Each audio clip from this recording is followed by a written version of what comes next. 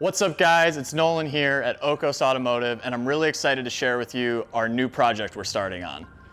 This here is our 2002 Subaru WRX. It was purchased new by the owner here, Dave, in 2002. It's been with us for a long time, but unfortunately it's been sitting neglected for a little while. So this build series here is gonna go over essentially a full revival of the car, fixing everything wrong with it, upgrading some stuff, kind of just bringing it into the modern era.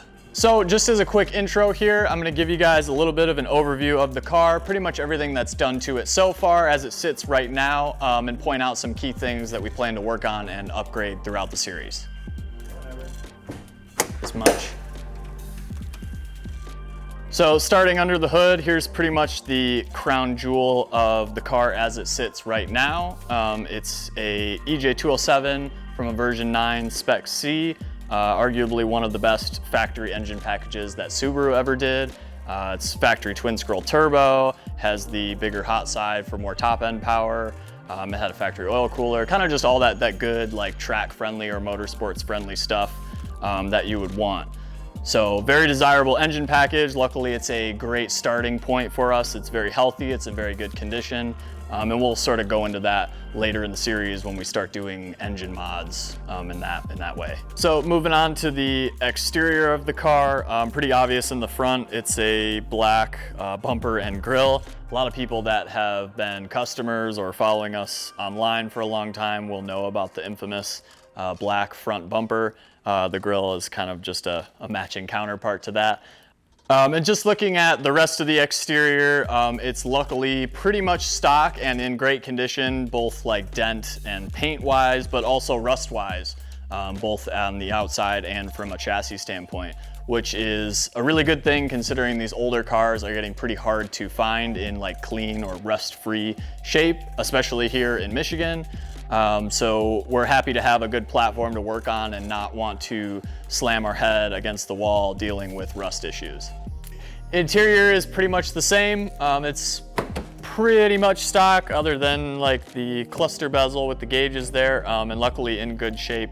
So we don't have to worry about really replacing any of the plastics or trim stuff. We just get to do fun things like maybe some new seats or STI cluster. Who knows? That pretty much sums up everything I can show you just sitting on the ground here. So for the rest, I'm just gonna lift the car up real quick and show you what we got going on. So with the car lifted up, you can see a little bit more of what we have going on. Here's the factory equal length twin scroll manifold. Again, just in really nice shape. It's really nice to see this older stuff not dying of rust death. So it'll be a pleasant working experience throughout the project. Coupled to the engine here, we do have the DCCD 6-speed. You can note a little bit of a gear oil dribble going on. So that's on our list of things to fix.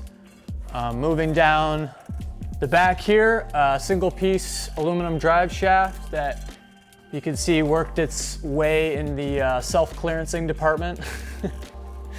So that'll be something worth paying attention to. And then, of course, also matching with the 6-speed, we have the factory R180 and a nice Perrin rear diff cover.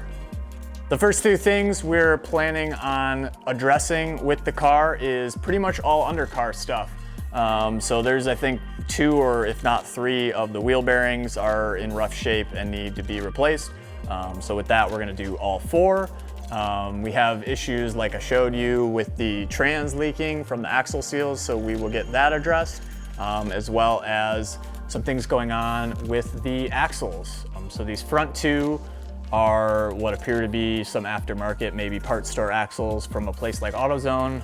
They aren't in the greatest condition internally. They kind of click and make noise over bumps and turns, so we'll be swapping those out. Luckily in the rear, we still have OEM green cupped axles here, but the boots are torn in various states. They've been flinging grease everywhere, so we are going to get those fixed as well. That's pretty much what you can expect to see in the new video. It's gonna be all undercar stuff and drivetrain related. So we've got wheel hubs, axles, drivetrain fluid leaks, all the things we can check the box for. So if you're interested in any of that, please click like, subscribe, comment, and tell us how cool this car is and how excited you are to see the build as it progresses, and we'll see you in the next one.